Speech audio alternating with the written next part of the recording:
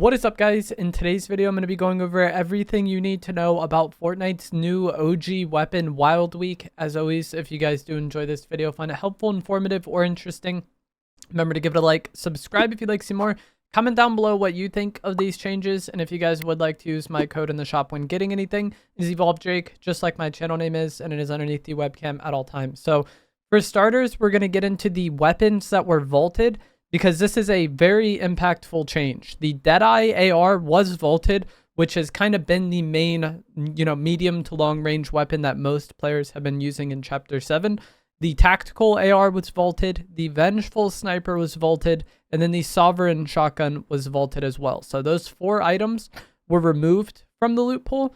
Taking their place or being added to the loot pool is going to be the Purple and Gold Pump Shotgun, the Combat Shotgun, the Hunting Rifle, the Suppressed SMG, the regular AR or the SCAR, and the balloons for some reason, which is, one of the most definitely least impactful items we've ever had in Fortnite. And I know for a lot of players, this is going to be disappointing because we just had these weapons from the Back to the Future DeLorean. And a lot of them weren't really that big of a deal, but a lot of these OG weapons got buffed, making them a lot better. So the Hunting Rifle got an increased headshot multiplier, and I think now every rarity of the Hunting Rifle that exists in the loot pool should be able to one shot to the head. So this is going to be a good sniper style weapon, especially if you have a good feel for it. It's kind of, I would say, a bit more difficult to use than some of the other snipers, but if you have a good feel for it, you are going to be a menace with this weapon.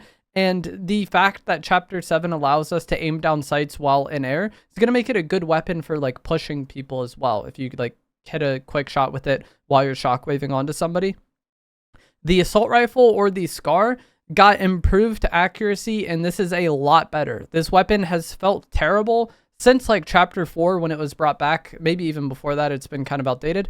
But now it has a lot less bloom, and so you're going to be able to full spray it and still consistently land shots at medium to long range. As far as strafing goes, it felt a little bit better in that regard too. Like, you don't need to play like an absolute statue and tap fire to hit shots with this weapon. So it feels a lot better.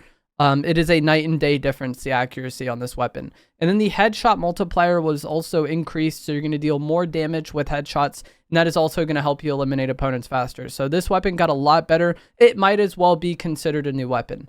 The Pump Shotgun got improved headshot damage, so the purple version will do 195 max headshot damage, and the gold can do 205. And then it also got a 5% faster pullout time, making it a little more fluid.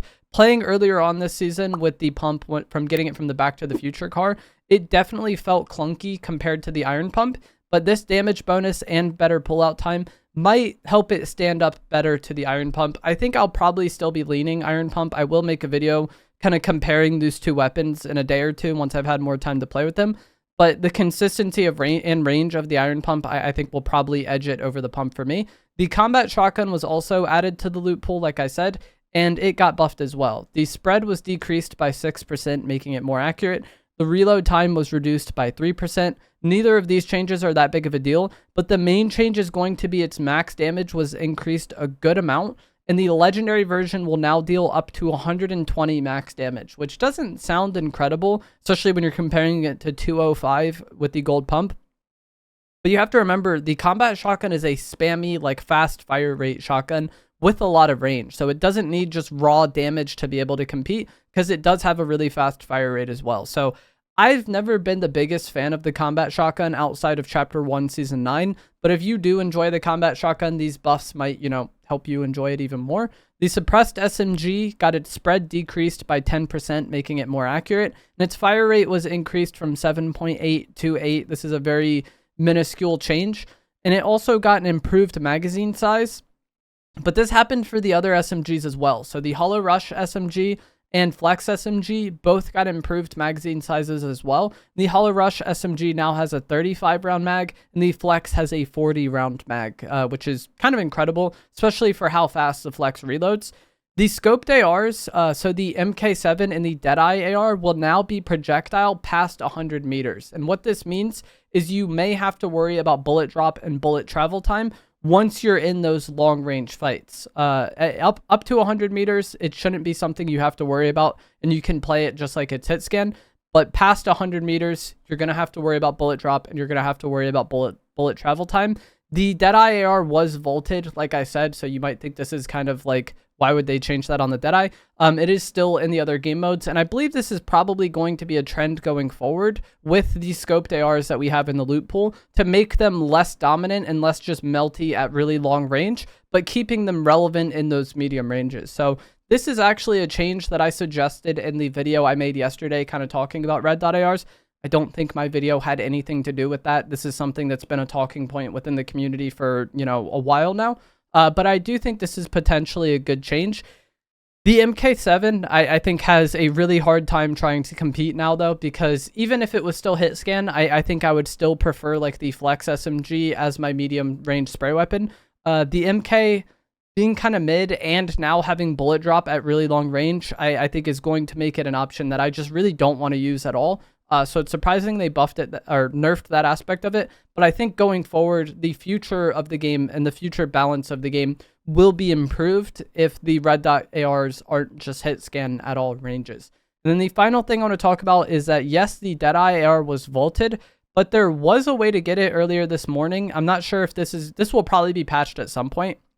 But the Hush boss, she now drops the Mythic Enforcer AR since the Deadeye was vaulted, right? But her guards could actually drop a common Deadeye AR. So the boss drops a Mythic Enforcer, but you were still able to get a common Deadeye from her guards that were around her.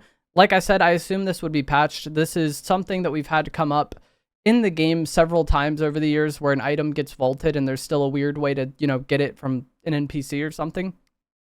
So, if you want to take advantage of this, you can. For now, they drop a gray one, but if you do find an NPC that's upgrading weapons, you can actually use that NPC to upgrade your Deadeye to a higher rarity. But this isn't something I would worry too much about.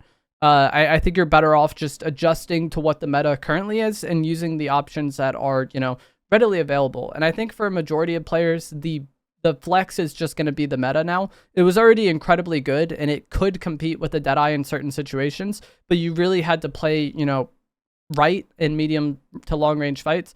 But now with the Deadeye being gone and the MK being not that great anyways, I think the Flex is just going to kind of be the dominant medium to long range spray weapon. But that is going to be it for this video and this update. I know a lot of people were disappointed that there wasn't any new content or anything like that. But the weapon buffs and overhauls that we got to some of these OG weapons, they might as well be new weapons. Like the Scar behaves very differently than it did in the past. The Pump behaves very differently than it did from the Back to the Future car, just because of that damage increase. So it's recycled content, but the reworks on some of these weapons, I think makes it feel fresh. And for this being the final 2 weeks of the season, I think this was one of the more impactful updates we've had. Just vaulting the Deadeye alone, I think does a lot to freshen up the game.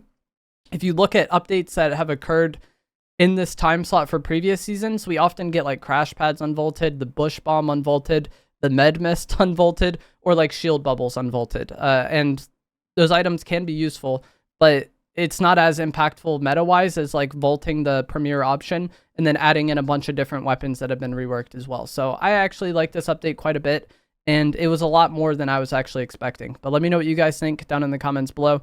If you enjoyed this video, found it helpful, informative, or interesting, remember to give it a like, subscribe if you would like to see more, and I will see you guys in the next one. Thanks for watching.